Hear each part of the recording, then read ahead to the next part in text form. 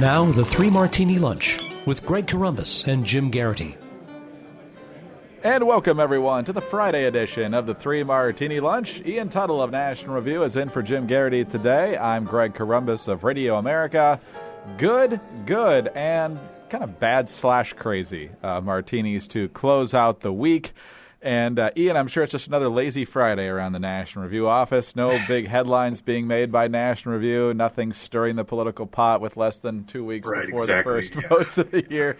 No, absolutely not. Against Trump, an entire issue with about 24 essays explaining from all different parts of the conservative spectrum why Donald Trump cannot and should not be the Republican nominee for president in 2016. Rich Lowry, your editor, was on Megyn Kelly's The Kelly File last night on Fox News, explaining this in a couple of different ways. First of all, some of the warning signs about why Trump's not a real conservative. Here's what Rich said. If you truly are conservative, you believe in ideas and principles. It's not just attitudes. It's not just who you dislike. It's limited government. It's the Constitution, it's liberty. Those are the things that truly make this country special. And they are basically afterthoughts to Donald Trump. He almost never talks about them. And if you're truly a conservative, you have a consistent record. We all change our minds on a few things every now and then when the facts change, but he has been on the other side on big, hot-button, defining issues like abortion, gun control, taxes, and even immigration. Megyn Kelly then pointed out that Trump says he's like Reagan because Reagan used to be a Democrat, then he changed his mind, and Lowry said, no, well, actually he marinated in conservatism for decades. He didn't just walk in one day and said, I'm a conservative, elect me president. And then Rich talked about what he thinks the Trump view of the presidency probably is. He seems to believe what this country needs is a really effective strongman to make the trains run on time, when what we really need is the government to be cut down to size, restored to its rightful role, and then focus on the really important things. And the blowback has already begun. I'm sure you'll get plenty more from the Donald's Twitter account, Ian. But the Republican National Committee has now disinvited National Review from co-hosting the debate in Houston in late February. So you're right in the middle of all this. So give us a little bit of an insight into what's going on at National Review and what went into this issue. It's very simple. There are people already saying this is exactly the type of thing that's going to crystallize Trump's support, and Trump supporters won't matter and all the rest. But the defining idea behind this issue and behind the effort of all the people, we've got about 20 contributors ranging from obviously our editors to John Podhoretz and Bill Kristol and R.R. Reno, the editor of First Things, and Mark Halperin. This is across the board, across the spectrum of conservatism. The defining idea is we have a tradition that we're defending. We have principles and ideas, just as Rich said, that are worth making a stand for. And it's not necessarily the goal of National Review or any of these contributors to be operating like a super PAC. Our interest is not in running hit ads against one candidate or another, but in laying out a case that these are the ideas and principles for which we stand, that we've stood for 60 years. Here is the leader of the Republican primary field, and he doesn't stand for any of these things. And so it's time to draw a line. We'll see what difference this makes, but the point is we have to plant a stake in the ground, and that's what Rich and the editors have done, and that's what all of these contributors have done. And Trump's response last night, of course, was to say, no one cares what National Review thinks. Of course, he said that in a hastily arranged press conference at 11 p.m., right after the issue appeared online. So, obviously influential enough still to prompt that kind of response.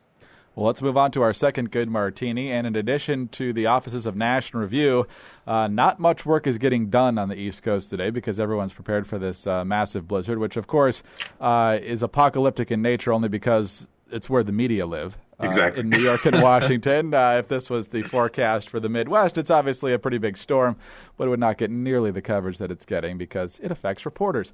Those in Washington have pretty much abandoned the city with the exception of a couple 100,000 pro-life supporters who will be marching from the White House to the Supreme Court today because it's the 43rd anniversary of Roe v. Wade.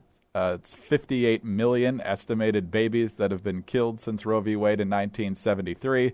The theme this year is pro-life and pro-woman go hand in hand, a direct rebuttal to the Democratic and pro-choice argument that if you're pro-woman, you have to be for abortion rights and that sort of thing. So, Ian, kudos to those folks, not only for braving the elements, but for year after year and really day after day, going out and defending those who can't defend themselves and doing so passionately, and one of the most important things that can be done in our country. Absolutely. The March for Life is an enormous event, an enormously important event. I had the privilege of participating a couple of years back and walking from the mall down to the Supreme Court where it wraps up. It's truly special.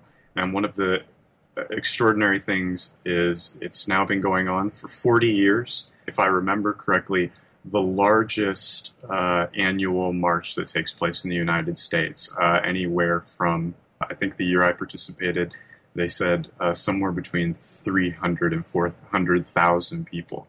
I mean, this is just a massive, massive event, and it gets no coverage, none whatsoever. There is an absolute and total mainstream media blackout on the March for Life, and it just points up the extraordinary disconnect between the center of gravity on the issue of abortion and the way that it's covered.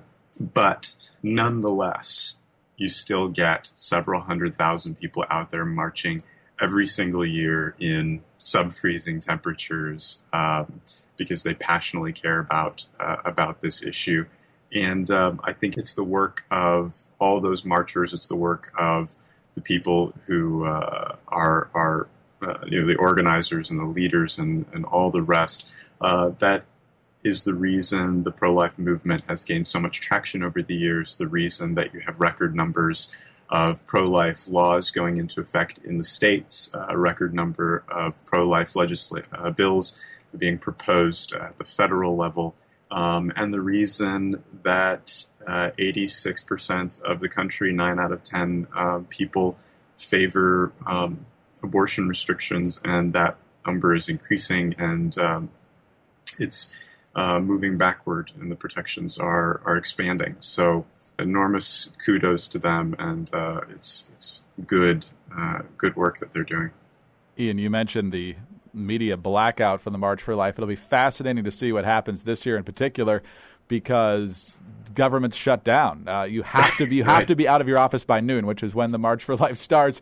So there's literally nothing else for people to do who work in the media in Washington than to cover this march, because nothing else is happening other than waiting for the storm, which will probably be the story that knocks it out of the headlines. But nobody is seen around official Washington all today except for hundreds of thousands of people on this march. Right. And you really have no excuse to ignore this year. But of course, if objectivity were in play, it would be a huge story every year. So on to the bad/crazy martini now. And, the Obama administration, Ian, has taken so much grief from people suggesting that they just aren't that serious about fighting terrorism, that they're not doing all they can to defeat ISIS and to protect the homeland from people sympathetic to ISIS from invading. Hard to see where they get that impression from when you have folks so passionately arguing against the proliferation of terrorism. But Secretary of State John Kerry was over in Davos, Switzerland, and spent some time with CNBC, who was concerned about some of the money being freed up for Iran through sanctions relief getting into the wrong hands, i.e. the hands of terrorists. And here's how that exchange went. Do you believe that any of that $55 billion ends up in the hands of terrorists? I think that some of it will end up in the hands of the IRGC or of other entities, some of which are labeled terrorist. To some degree, I'm not going to sit here and tell you that every component of that can be prevented, but I can tell you this. Right now, we are not seeing the early delivery of funds going to that kind of endeavor at this point in time. I'm sure at some point some of it will. Yeah, I'm sure it will at some point. And it's only been a week since the IAEA gave the clearance, so the fact that it's not pouring in there right now is not exactly the greatest assurance. But he went on to say, Ian, just to be fair, that he's not worried about the proliferation of terrorism, even if a lot of money goes into that, because the defense budgets of the Gulf states dwarfs the military budget of Iran. So we have nothing to worry about. Yeah, because, that coalition of Gulf allies that we've got, has been so strong on all these issues of terrorism in the Middle East. I mean, this is extraordinary. Last Sunday, when they unfroze the first assets, they unfroze $1.7 billion. It's, I guess, reassuring, if you like, that first $1.7 billion wasn't, dropped on the doorstep of Abu Bakr al-Baghdadi, but they're looking to unfreeze more than $100 billion, I think around $150 billion in frozen Iranian assets. I mean, this to the largest state sponsor of terrorism in the world. This is just unreal. Put this in context. Last Sunday, when the Iranians oh so graciously released 4 American hostages in our prisoner exchange, 3 Americans were kidnapped in Sadr City in Iraq. That is an area controlled by Iranian-backed Shia militia. There was no way that happened without Iranian forces giving the go-ahead, and my understanding is that they now know that those hostages were moved further into Iranian-controlled territory. It's just astonishing for the situation to be what it is, and this administration to be releasing this type of money, and then also to be publicly copying to the idea that it is going to fund terrorist organizations. But in the view of this administration, that's all somehow worth it. They somehow think that the good faith, the enormous bending over backward of the Obama administration is all going to be treated fairly and responsibly by the regime in Tehran, and that somehow it'll all work out in the end. The arc of moral history bends toward justice, or something. They just said that there hasn't been a lot of inflation lately, but the price of a legacy really seems to be skyrocketing. Oh, touche. Amazing. Ian, good luck. I know you're going to get a pretty good wallop of weather up there as well. Hopefully we'll all survive, keep our power on, and reconvene soon. Thanks for being with us. Absolutely. Ian Tuttle of National Review, and for Jim Garrity today, I'm Greg Columbus of Radio America. Thanks for being with us, and tune in again Monday, hopefully, for the next 3 Martini Lunch.